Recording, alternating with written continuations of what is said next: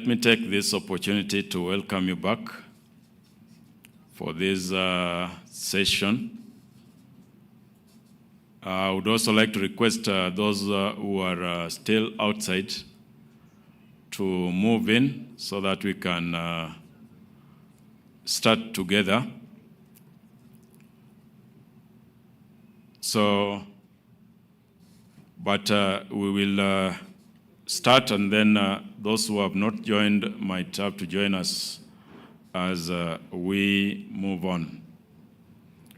So let me invite Dr. Masika to introduce our keynote address speaker and also our panelists for this session. Now, just as we had in the morning today, I believe that we're also going to have an equally informative session as we have this morning. So, Madam Masika, you can come and make the introduction. Thank you, Dr. Sawa. We are set and ready to start our second keynote address of the day. And kindly allow me to introduce our keynote speaker.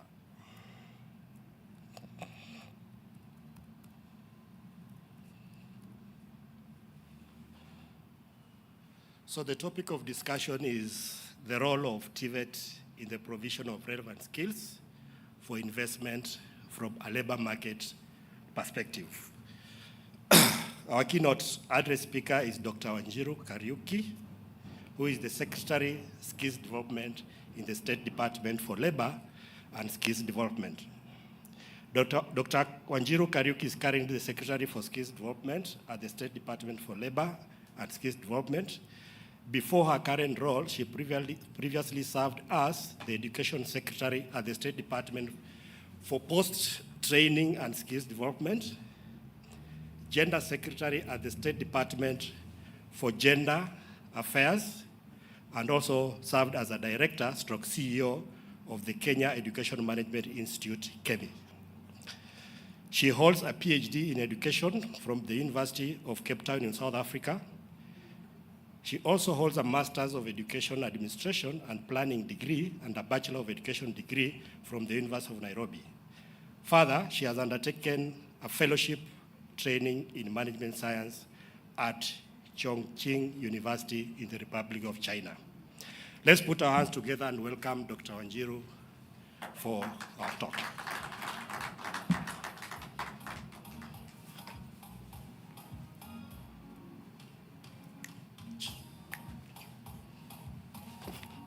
No, you can use this. You're projecting, yeah? You're projecting. Okay,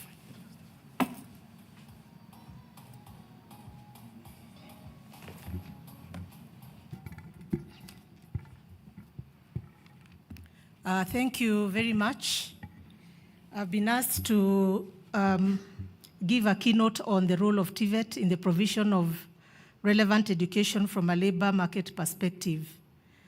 And I wanted to start off with a major study that was done by the Kenya National Bureau of Statistics called the Kenya Integrated Household Budget Survey, Labor Force Basic Report.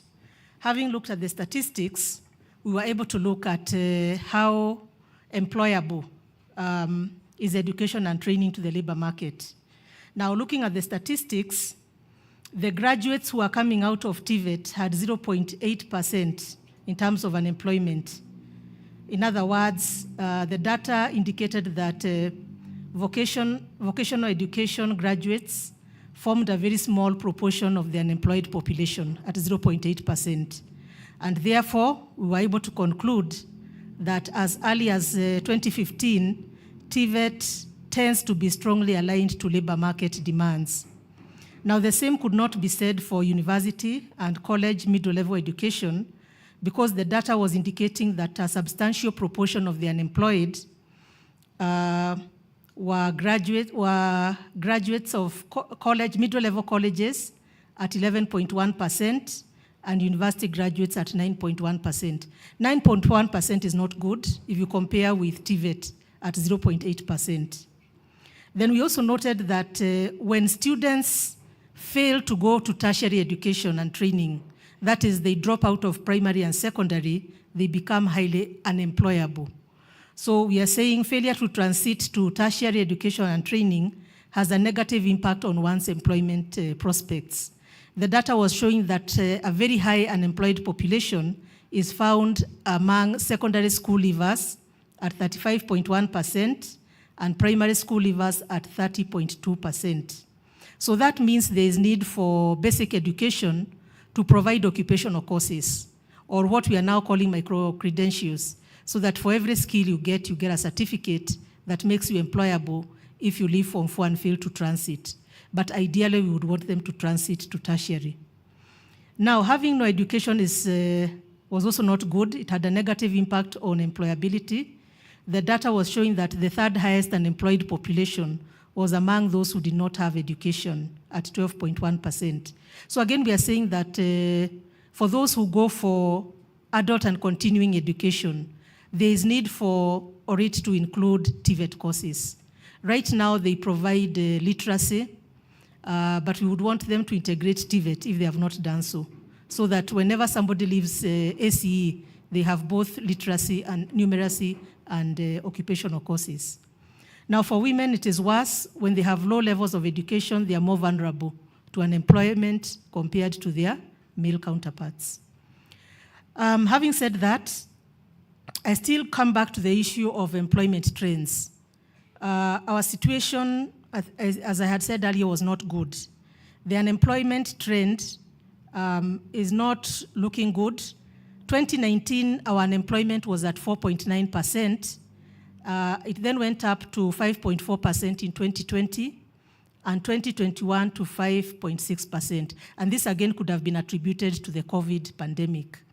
2022, it has come down to 4.9%. But when you look at the category that is faced by high unemployment, you find it is the youth who are aged 20 to 24. And this is very saddening because these are the most energetic people, they have the skills. And therefore, we need to think about what we are going to do. Unemployed 20 to 24 is at 15.6%. Unemployed together with potential labor force. The problem with the definition for unemployment is that you have to be available for employment and you must be seeking employment within 4 weeks. That's the definition for unemployment. But if you look at the unemployment as we know it, people who are not working, these are the people we call the potential labor force. Probably they're not looking for work. They have given up on looking for work. If we add them all together, we are finding that we are at 30.4%. Long-term unemployment, these are our youth who have been unemployed for over 1 year. Between the age of 20 to 24, they are still the highest at 9.9%. Underemployment, again, for youth between 20 and 24, it is at 21.8%. So we have a crisis here of very high youth unemployment between the age of 20 to 24. And it is followed by 25 to 29, because if you look at 15 to 19, most of those, again, I would say, do not have the skills, the same skill level, because I'm imagining at 20 to 24, this could be our graduates. So 20 to 24, having high youth unemployment is not good. Now, how does the labor market look? Now, if you compare the formal sector and the informal sector, and it's good that I can see my brother from Juakali here. Between the period of 2018 to 2022, the workforce in the formal modern economy was less than 20%. So we are saying the modern or the formal economy, now it's being called the modern economy, is not creating as many jobs as the informal sector. This implies that majority of the youth who exit from education and training institutions are joining the informal sector. So if, let me just share with you some statistics. 2018, the percentage of employees in the formal sector was 3%. Informal sector was 14.3%. 2019, it rose to 3.1%, formal sector, and informal sector at 15%. Now come to 2022, again, 3.1% of the working population is in the formal sector, 16% is in the informal sector. So that is the labor market as we are speaking. So what is the way forward? We need to focus highly on entrepreneurship. And when we talk about entrepreneurship, we need to go beyond just the normal entrepreneurship where our youth go and open hardwares and shops. They need to move towards commercialization of innovations. And that's why the World Skills Competition is very good, because it's promoting innovation. They need to commercialize innovations, and we need to commercialize talents. Our youth have a lot of talent, but they are not earning an income out of these talents because they don't have the knowledge, they don't have the networks, they don't know how to brand and market these talents so that they can earn an income from them. If you look at Kenya Industrial Property Institute statistics, between 2015 and 2019, only 31 patents were registered in Kenya. So this is not good. Yesterday we had DVC from Strathmore, and he was telling us that if you compare Kenya and Ireland, Ireland is doing much better than us. A small country, which he said the size of Ireland, if you put it in Lake Victoria, it will sink. It's a very small country with 5 million people compared to 50 million in Kenya. And their GDP is 400, I think he was saying billion. And he was telling us that the young people are the millionaires because they have invested in innovation. These young people are as early as 17 years. They are sitting in their rooms and developing softwares and selling. So we need to move towards that direction of encouraging our youth towards commercializing these innovations and these talents so that they can create employment not only for themselves but also for others. The other issue is knowledge and technology transfer. The universities are our best research institutions. We also have a couple of other research institutions. TVETs also should be doing research. The good thing is the Universities Act requires them to do research. TVET Act does not require TVET to do research. But we need to move in that direction so that we create knowledge and technology for industry, so that you share it with industry, so that they are able to jumpstart, modernize, so that they can also create employment. So we had developed a policy to help us give a roadmap on how this sharing of knowledge and technology can be done. And we are emphasizing on the need for us to move towards investing in research and technology parks, innovation hubs, creative hubs, technology transfer offices. Each university and TVET should have a technology transfer office so that once you develop technology, this office helps to transfer that technology to the market. And this is also an opportunity to earn income because you could sell your technology, share your patents, and so forth. Again, we are saying intellectual property marketplaces have still not been created where we can share patents or make them affordable for the enterprises so that we can modernize the private sector so that it can create jobs. Communities of practice is good. TVETA has helped us to start one, but we need more. We need communities of practice where people can share knowledge, and also knowledge information management systems where we share knowledge. Another innovation is infrastructure sharing. We want infrastructure shared. If the private sector has modern technology, we see no need why TVET and universities should buy. They can share. Where a TVET has very good modern tech infrastructure, they should share with other institutions. So again, we have provided a roadmap for the sharing of this infrastructure.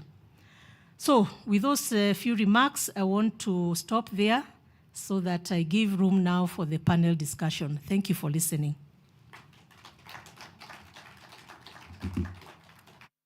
Thank you, Dr. Wanjiru. Take away from Dr. Wanjiru's presentation, one, there's a crisis of youth unemployment, and TVET space is one of the solutions to this problem. We should encourage entrepreneurship, but this entrepreneurship should be focused, structured, and product coming out of the process should be able to be commercialized. We should be able to develop a vibrant knowledge management systems and knowledge transfer ecosystem as we work on improving the intellectual property market in Kenya. So to discuss this further, allow me to introduce the panel.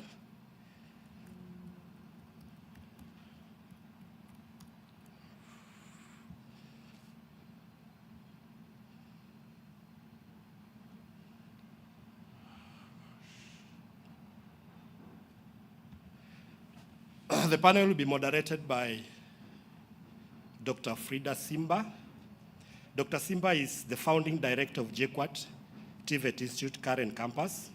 In 1 year, she has managed to attract over 600 students in various programs at certificate level and diploma level, and the institution being recognized in the region. Previously, she served as senior lecturer at JKUAT School of Business and Entrepreneurship. In this role, she was involved in teaching and supervision of master's and PhD students in strategic management and entrepreneurship. She has also served as a director of JKUAT Mombasa campus. In this role, she led and driven student population to grow to 2,500 and over 100 faculty members in the campus. Further, she has served as a senior consultant in strategy, management, and training for a number of other organizations. She holds a PhD in Business Administration Strategic Management option from JKUAT, which she obtained in 2015, a Master of Science degree in Entrepreneurship from JKUAT, which she obtained in 2010. She also holds a Bachelor of Education Arts, English and Literature, a second-class honors upper division from Kenyatta University, obtained in 2007. In 2023, she was recognized in the top 40 under 40 women category. This can be verified from Business Daily Africa online. In her current role, she also undertakes other responsibilities. Specifically, she is a JKUAT CUE resource person. She also the JKUAT CBET steering committee member. She also a visiting faculty at the University of Pan-African in Yaoundé, Cameroon, and National Aviation College in Addis Ababa, Ethiopia, for master's program. She's an external thesis examiner at Technical University of Mombasa and internal thesis examiner at JKUAT. She has also participated in project implementation team under PPT at the University of Jomo Kenyatta of Agriculture and Technology. Let's put our hands together and welcome Dr. Frida Simba.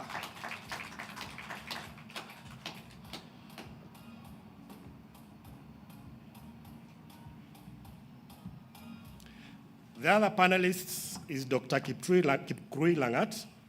Dr. Langat is the Director General of TVET Authority and the CEO of WorldSkill Kenya. He has a wealth of experience in both public and private sectors with over 26 years of experience in TVET and academia, having joined TVET as an assistant lecturer and rose all through the ranks to his current role. Dr. Langat holds a PhD in Engineering Systems and Management from Egerton University, a Master of Philosophy in Technology Education, specifically automotive technology, a Master of Business Administration Strategic Management option from Moi University, and a Bachelor of Education in Technology Education from the same university. Dr. Langat has served as an expert in the development of training curriculum in TVET and the University for Mechanical and Automotive Engineering. He has been consulting for the United Nations Environmental Program, UNEP, in developing guidelines for transport emission for the East African community. He is a member of the Technical Committee on Road Transport Standard at the Kenya Bureau of Standards and a consultant for Boston Garage Equipments in UK since 2007. Dr. Langat is a member of the advisory committee of the Bridge Innovation Learning in TVET BUILT project, a joint initiative of UNESCO and UNIVOC, the German Federal Institute for Vocational Education and Training, and the Germany Federal Ministry of Education and Research. He is also a member of the Quality Control Board of Supporting Alliance for Africa Mobility, SAM. SAM is a pilot VET mobility project in EU Skills for Youth Employability Program of the African Union and EU Partnership. He also serves as a member of the Orange Knowledge Program, OKP, Sounding Board, an expert group that oversees the implementation of programs supported by NUFIC from the Netherlands. He is a member of the Institute of Engineering Technologists and Technicians, IET, of Kenya. He has widely published in the area of transport, emission, and TVET. Welcome, Dr. Langat.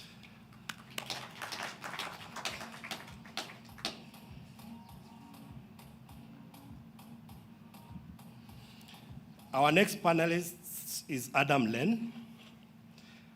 Adams has been at Huawei since 2014 and currently based in Nairobi, Kenya since 2016.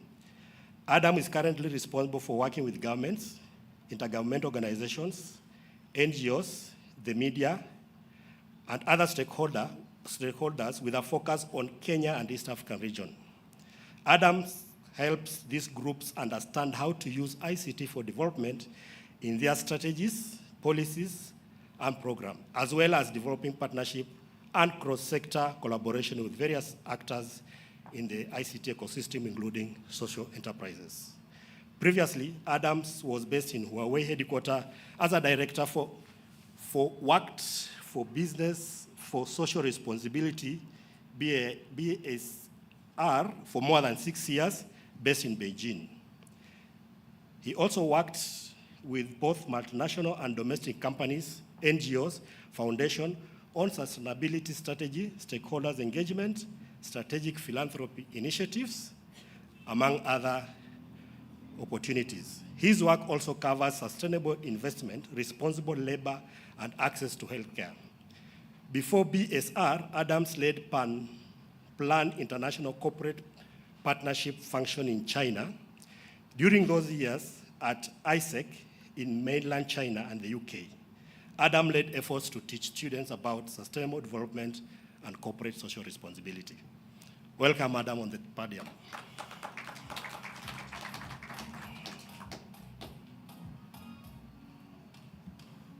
Lastly, we have Mr. Nyamai Wambua. Mr. Nyamai Wambua is a trained architect, a graduate from the School of Architecture and Building of Jomo Kenyatta University of Agriculture and Technology, and a member of the Architectural Society of Kenya. He is an International Labour Organization certified recognition of prior learning, RPL, and quality apprenticeship expert. Mr. Wambua is also licensed building works contractor in Kenya construction industry and sustainable build environment enthusiastic. He champions for the provision of common user infrastructure and quality work sites in cities and urban areas for skilled artisanal operating in SMEs.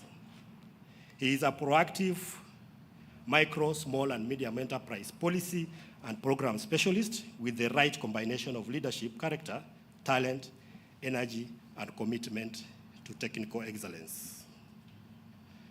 Mr. Wambua has proven ability to analyze, interpret, present development issues, strategies, policies, programs, and having been appointed and served in the advisory capacity at the Council of County Governors, COG, as well as member of several technical working groups, committees in the national government ministries, departments, and agencies in Kenya. He is currently serving as a member of the Board of Governors at Kirua Technical Training Institute, as well as a council member of the Technical Vocational Education and Training Curriculum Development Assessment and Certification Council, TVET CDAC. With over 15 years in the development sector, Mr. Wambua has been working with informal sector organizations in Kenya and the East African Community region to develop strategies, policies, and undertake analytical work related to development program, especially capacity building. Mr. Wambua is the head of program and linkages at the Kenya National Federation of Juakali Association, the focal point for Kenya at the Confederation of Micro and Small Enterprise Organization East Africa, as well as a subject matter expert and a member of the Sub-Saharan African Skills and Appreciative Stakeholders Network community. Let's put our hands together and welcome Mr. Wambua.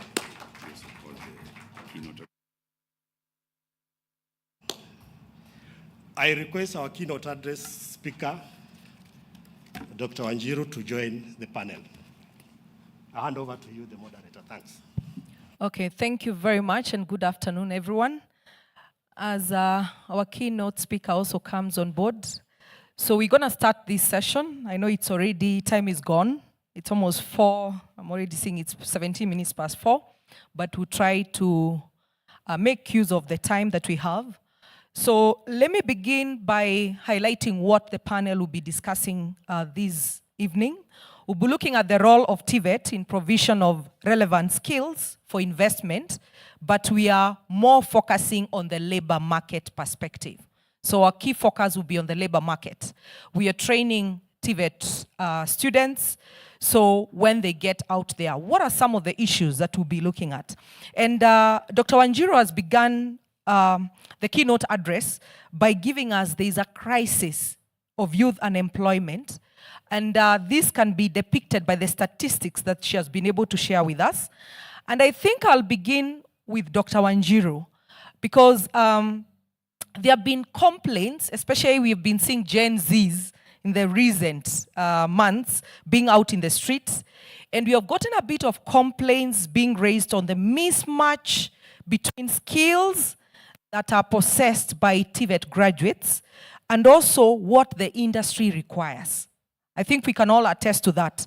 So maybe you can try to address this aspect of skills mismatch. How can we deal with it? But also, I want you to tie on the emerging trends. Are there trends that are emerging that us as sectors or stakeholders in the TVET sector, we can focus on, especially in the labor market, and we are looking at 5 to 10 years. In the morning, we had a bit of discussion, especially on the changes that are occurring in IT, artificial intelligence, and so on. So please, Daktari, focus on this aspect of skills mismatch, and what are some of the emerging trends that are there that we can focus on as TVET, more so in the next 5 to 10 years.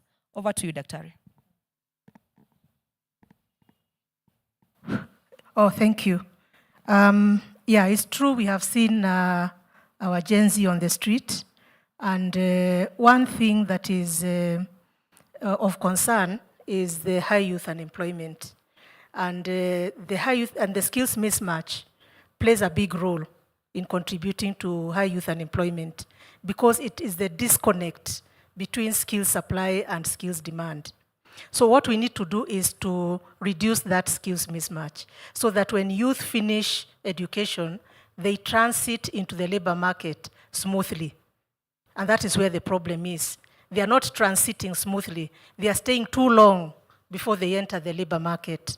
And this can cause a lot of frustration, poor mental health, dependency on the parents and even grandparents. They lose their self-esteem. They are vulnerable to crime and social unrest. So these are the consequences of high youth unemployment, and now we are seeing them with us. So we need to address this issue from both the supply and demand side. And this means that supply and demand must sit down together and speak to each other, which we had not been doing for a long time. Supply were developing their programs without consulting industry. Need for us to have labor market information being robust, real-time and up-to-date, so that education and training can align their training programs to the demands of the labor market. So we need to make that system robust. The other thing we have failed is the skills anticipation. 5 to 10 years from now, we should be knowing what will be required by the labor market. We need to sit down with the economists, and they can be able to predict, together with industry, 5, 10 years from now, what skills will be required, so that education and training at basic can start preparing our children for those occupations. We are not doing that yet. The other issue, again, is occupational standards. Our industry are saying that we are developing graduates who have to be reskilled and retrained. Therefore, we need them to tell us what are these occupational standards so that the curriculum developers can align them, and therefore we train them for the standards and priorities that the industry wants. Now, with regard to the labor market is also changing at a very fast rate. And therefore, education and training needs to keep it in touch so that you find out what are the future skills. Right now, ILO has been able to identify some. One is the green skills. And yesterday we had actually met in the morning.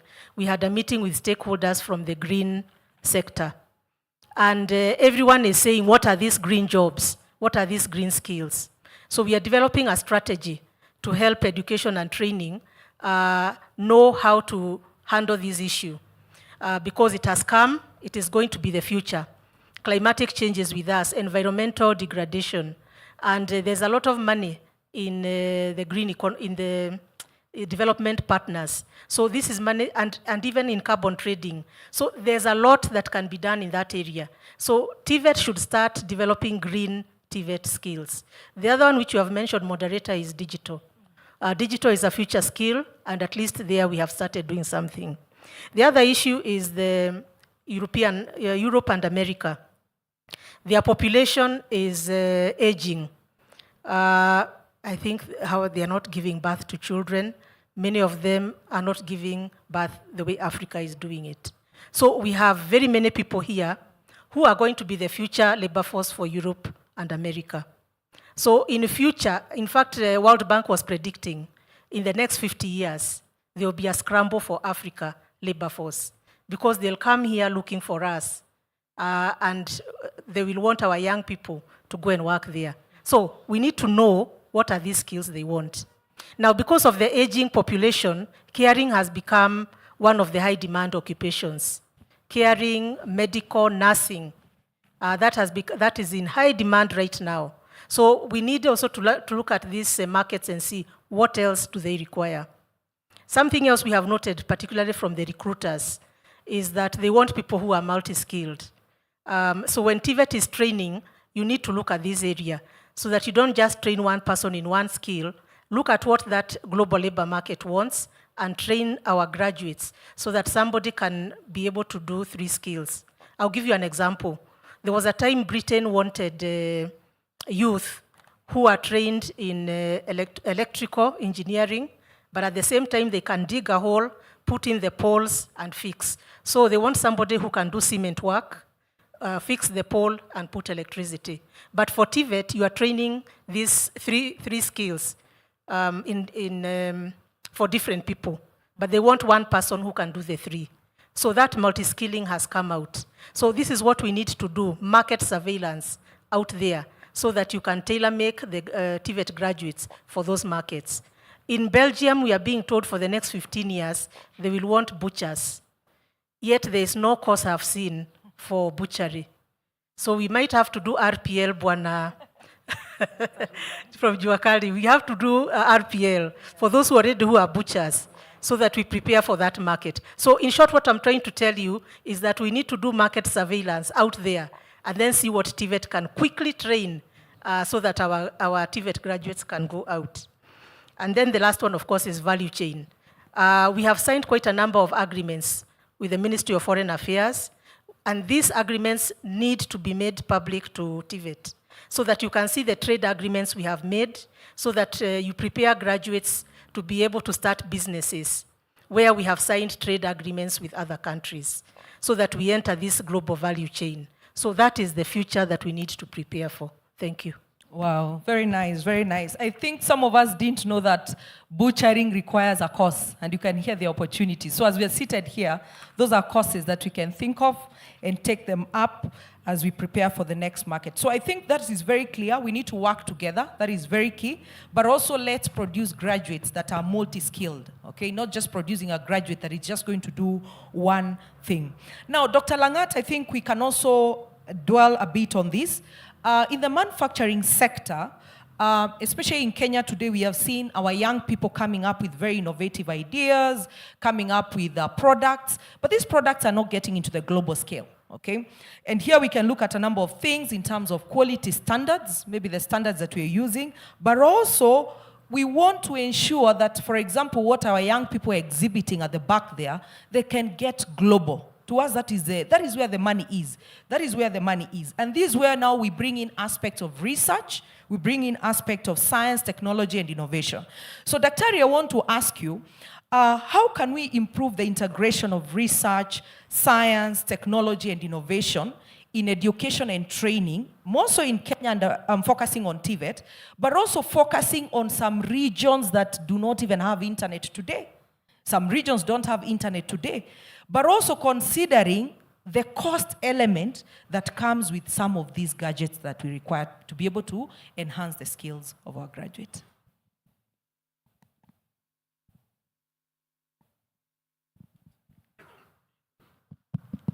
Yeah, thank you. Maybe before I delve to that question, I want to confirm to the sitting here that butchery is skills number 32 in World Skills set of skills. World Skills International has 64 skill sets, and skills number 32 is butchery. And that is a skill, any skill that is related to food and food value chain is so crucial, especially in the developed economies. If we are going to be looking at some of the skills that we are going to export, and if this one is one of them, then we need to consider probably introducing it in future. Well, I think research is a very, very important integral of our socioeconomic development, because through research is when we can provide information either side to those who are in the value chain of production, or those who are going to go to business, because you provide information on the next frontiers of business interest. And research can be looked at in two ways. One is what we normally refer to as discovery or scientific research that is normally done to prove a concept or discover new ideas, new knowledge, new frontiers, and which is normally done at the university. In most cases, in developed economies, we have what we call university of research and frontiers in new knowledge.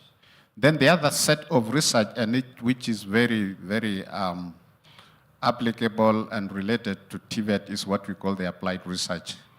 This is research which try to conceptualize the principles, aspect of science and new frontiers into making product and services. And if we are going to be very competitive, especially in terms of production of skills and services in the global market, then the aspect of research must be part of what we are doing. And what we need to do is also start categorizing some of our institutions into institutions that can invest in this research. And this is where I see many of our technical universities, many of our national polytechnics, which they need to look at the use of applied research into production of new goods and services. The other thing that, and from the statistics that we've been given from Dr. Wanjiru, which was there in the morning, is where the growth within the economy where we'll provide formal jobs is much slower than the growth at which our population is expanding. And therefore, expecting employment rate to be coming directly from these sectors may not really give us the numbers that will support the number of graduates. And therefore, we should be focusing on integrating training, research, and entrepreneurship so that we come up with new enterprises from our institution.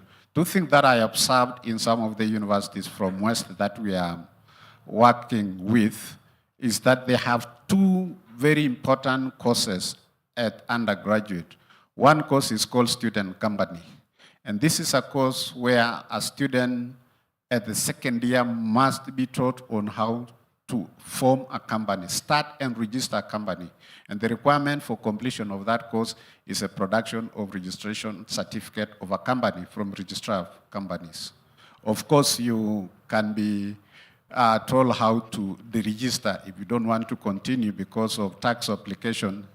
But in one of these universities which I visited, that is Hanse University in Netherlands, said 8% of those live to be actual companies, of which the students continue. Two is entrepreneurship. And the way entrepreneurship is taught by three persons at once. There's a course lecturer. The university run what we call innovation and incubation centers, where they identify students' projects that have potential to commercialization. They are put into an incubation center at the university, and they are mentors for that incubation center. So one of the lecturers comes from the incubation center, and the third one comes from the Chamber of Commerce or the industry, who is also a mentor.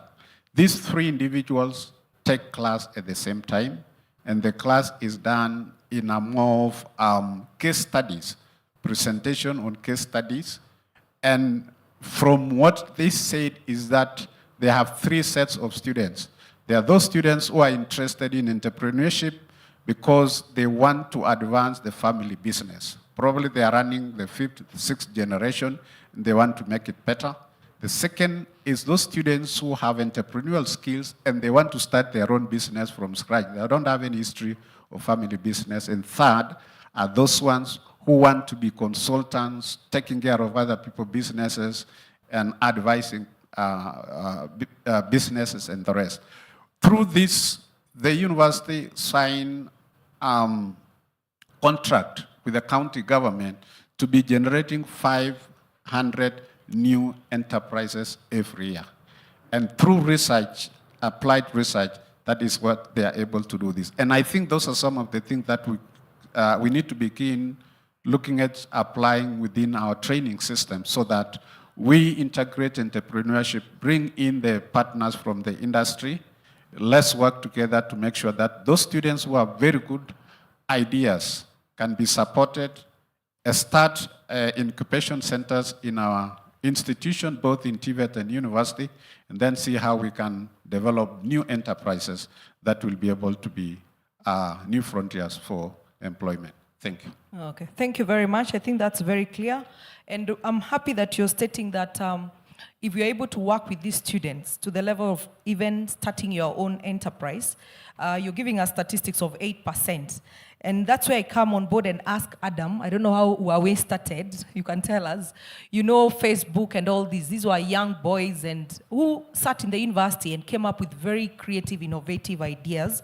So, Adams, I think you're aware, within TVET, we also require that our students must go for attachment for close to 3 months. And I can tell you, some of the principals seated here, they have students knocking at their doors because they cannot get a place. They cannot get a place, a slot for that period of time.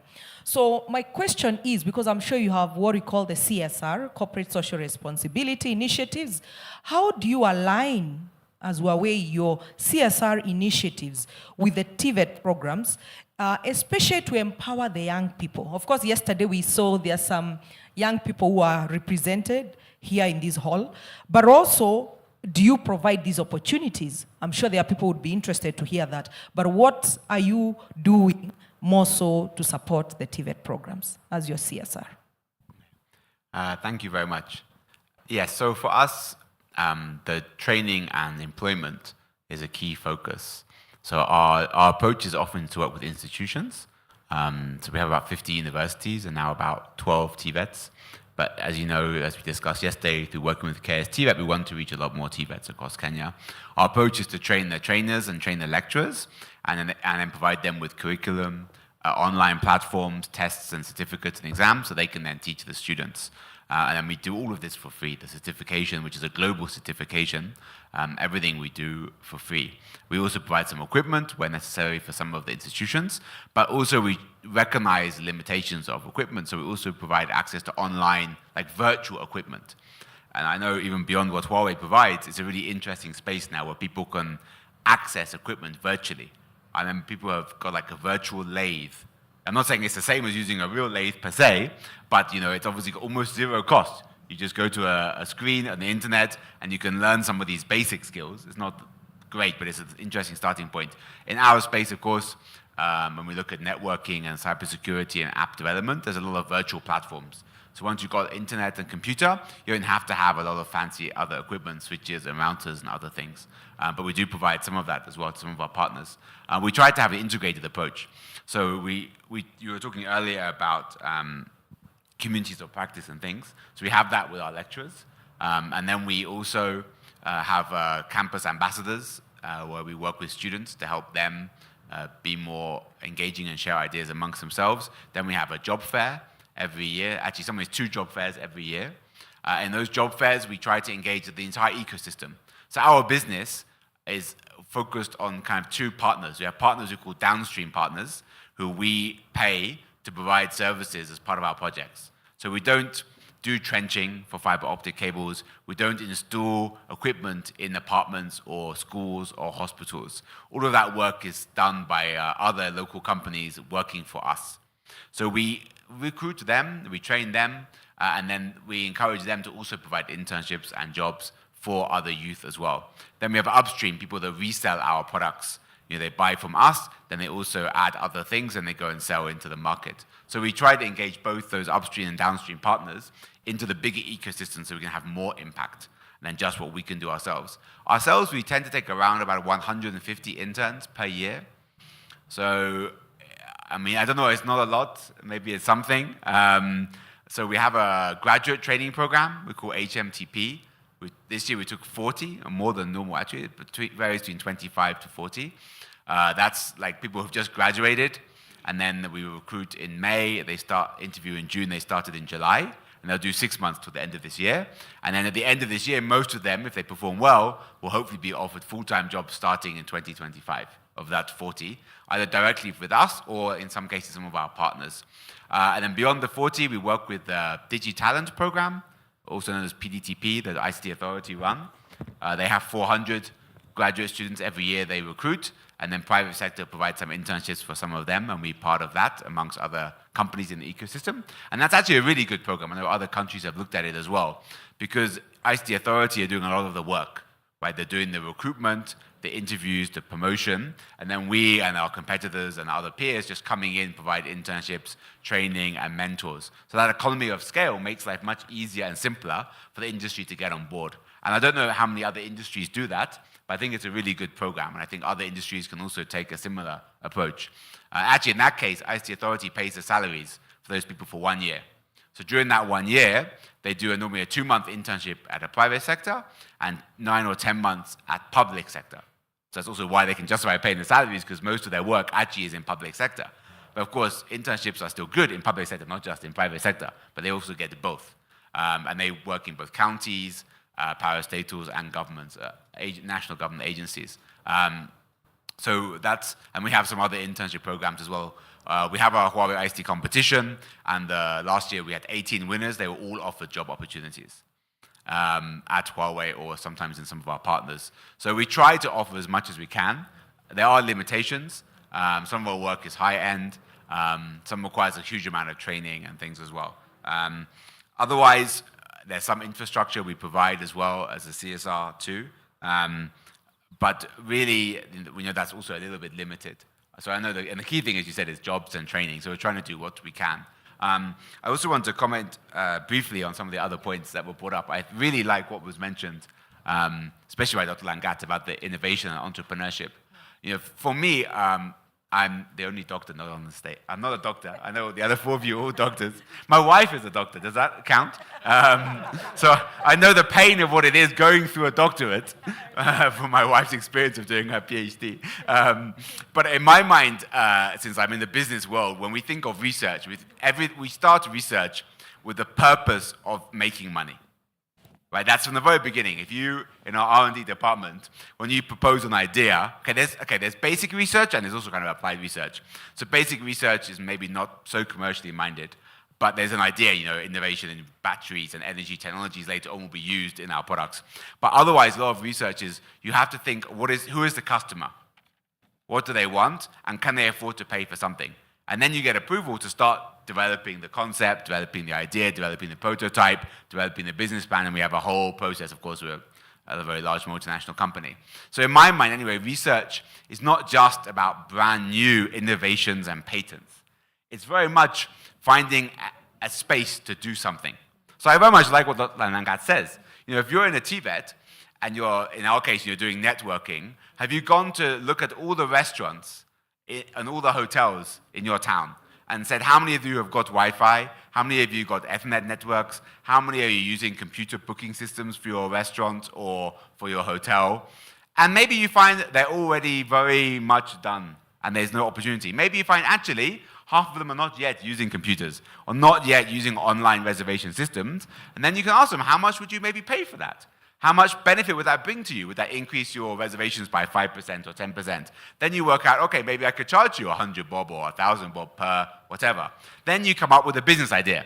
So it's doing that kind of research whilst you're studying the course. That's not research that's technical per se, but the commercial research. And for me, that's when you lead into that innovation and entrepreneurship because you find the business model.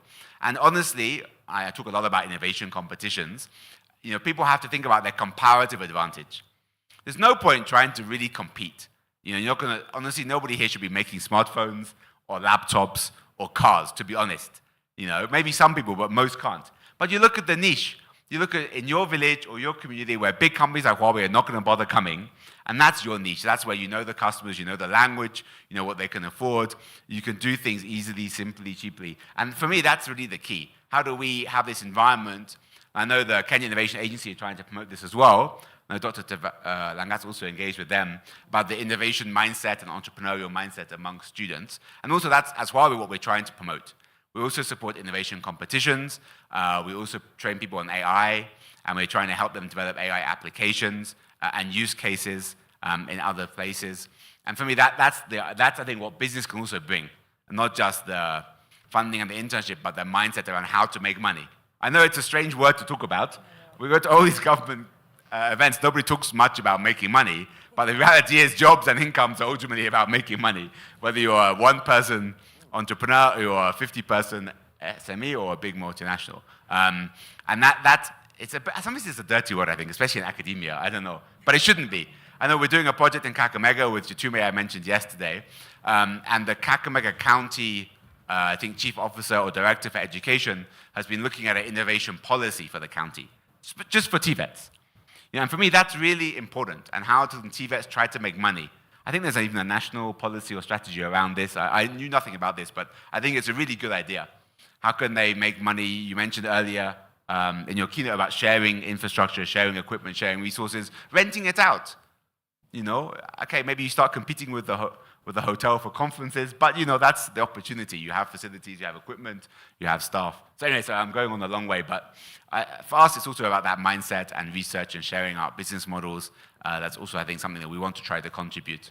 Let me stop there for now. So thank you very much. When you introduce yourself and your wife is there, you call yourself doctor and you continue the other names. That's how you get the doctor title. Now, as they talked about it, I reflected because this weekend I was talking to somebody who is an entrepreneur. They deal with garbage collection in Mombasa.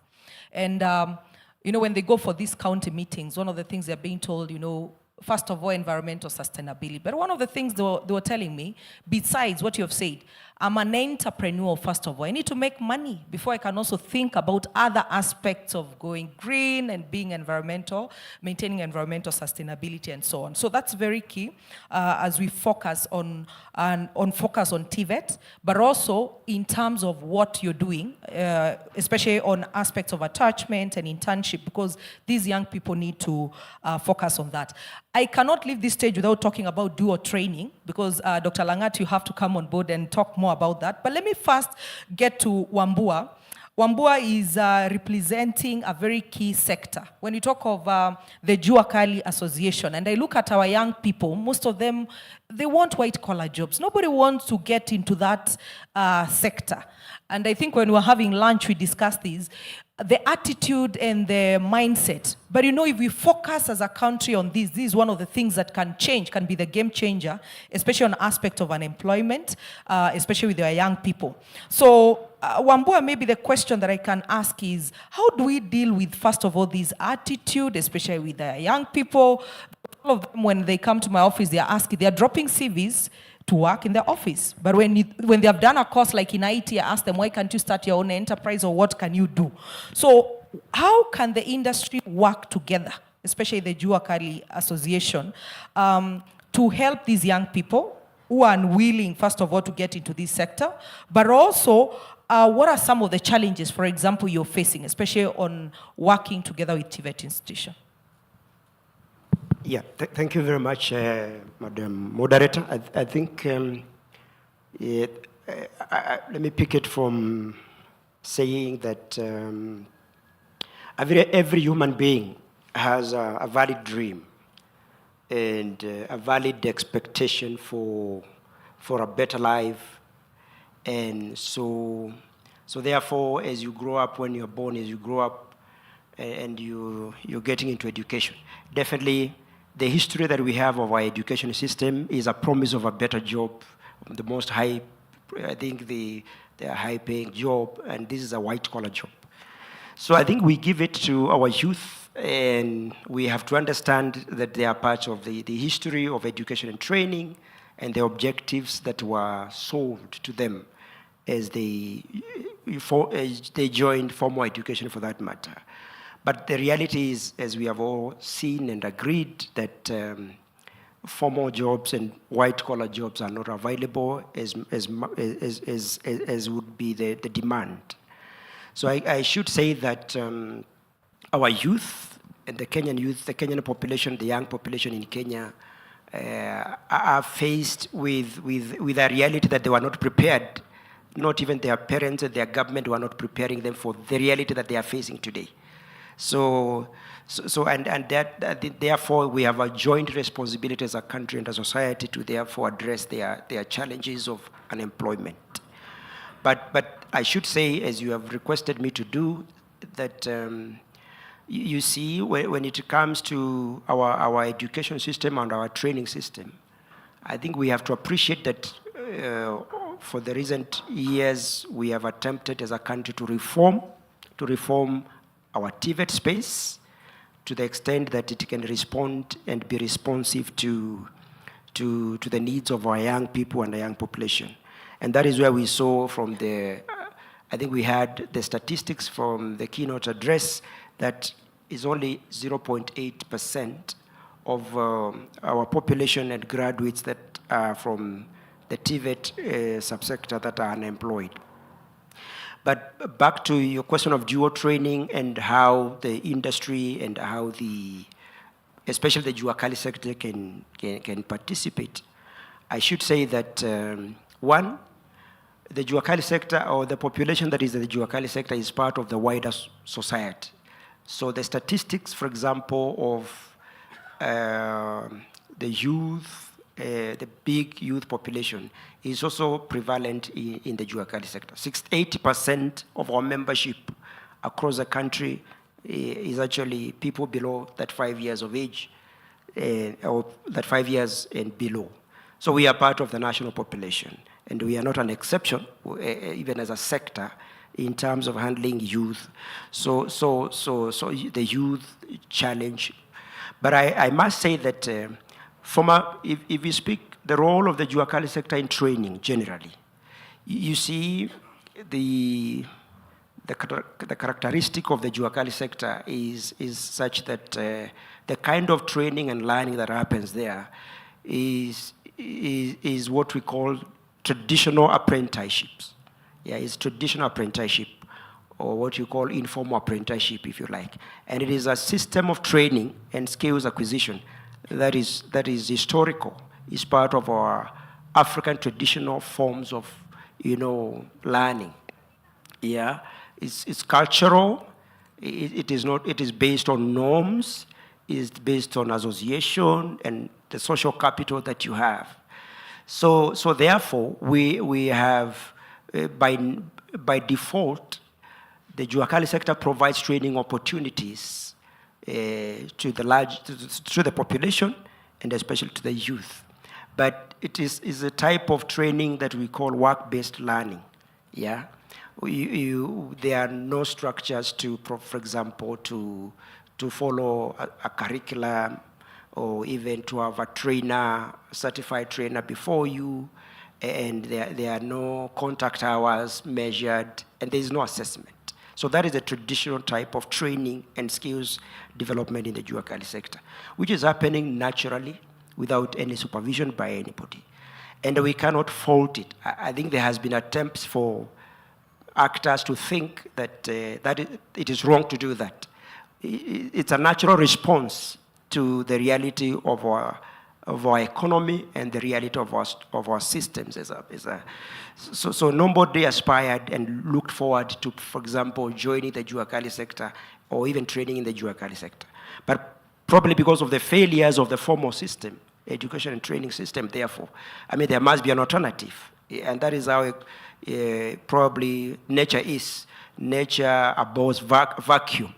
So if the formal education and training is not developing the kind of, for example, people required in the formal sector, or even better, and actually the reality, if the economy, the formal economy is not providing opportunities, adequate opportunities to absorb, the graduates from the education sector, the supply side, then definitely those people are going to find themselves in the ecosystem of the labor market. So it's a natural phenomenon. It is not fault of anybody, and therefore the Juakali sector should not be demonized for responding naturally to the situation. But I need to say also, after saying that as the Kenya National Federation of Juakali Associations, we are part of the TVET reforms agenda in this country. We are happy that for the last 10 or so years we have been on the table, and we have received a request from the government. We actually the government comes forward as part of the response to national issues to say, what is it that we can do? The same question that has been put here. And around the year 2020, we responded. We have been, I think, traditionally assumed we can only provide information generally when people are conducting. I realize that TVET trainees who have never graduated or stagnated because they never got an opportunity to go for attachment, because it's a requirement as per the curriculum. And when they walk around, they don't get opportunities to even go for their statutory industry attachment. So we meet parents and guardians becoming students, running around looking for opportunities for their trainees and their sons and daughters who are in school, because it's even because they cannot get opportunities. So we responded to that. We did a framework with tools, and we piloted in Nairobi, and it was in Gishu.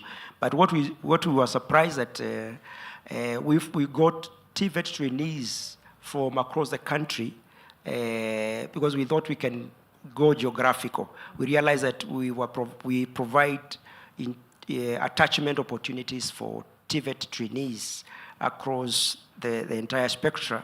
But we have a tool that guides us based on the Industrial Training Framework, the Industrial Training Act.